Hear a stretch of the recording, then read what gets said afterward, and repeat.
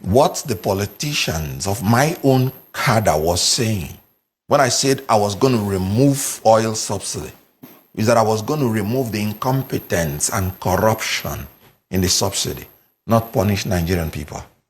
What has been happening is higher prices growing every day as a result of the incompetence and corruption, not any subsidy given by the government. That's what we don't understand. Oil is our product. Now I tell you what subsidy means.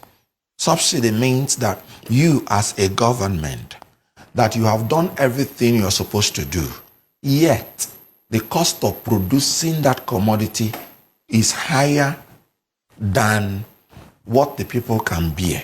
So if you give them a higher price, more than the cost of producing it, they can't afford it. So you are now compelled to sell at a lower price than the cost of production. Then the difference the government makes up. Very good. We are producing oil.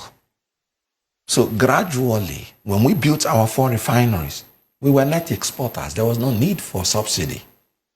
So gradually, through corruption, they started crumbling our refineries.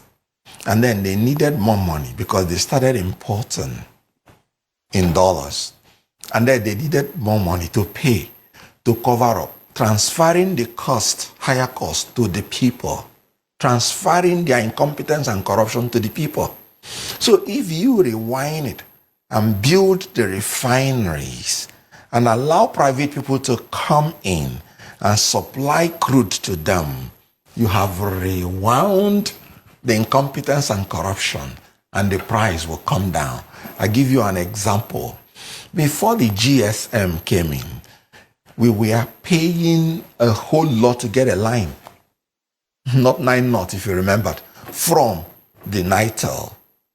What happened? When GSM came in, we were even paid billions of dollars, and we gave licenses to the people that can do it.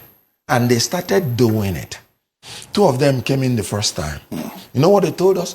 They say it's impossible to bring telecom to us per second basis for the next 10 years. When Glo came in and brought the per second, the other competitors went back to per second.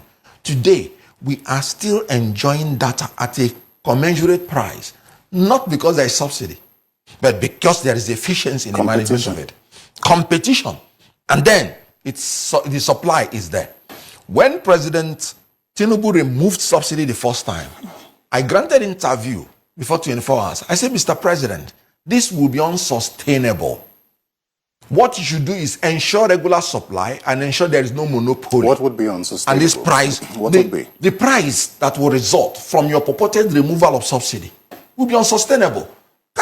No, nobody is sustaining the transportation system. Nigeria is being run on corruption. Nobody will. You can see the civil servants. You can see that they've reduced the number of days that they come officially so that they will be able to bear it. You can see in your home. I said a woman's child died because she couldn't afford transport to take her child to hospital because of malaria. So forget all this talk. That's why I say it's propaganda. And I'm talking about the subsidy.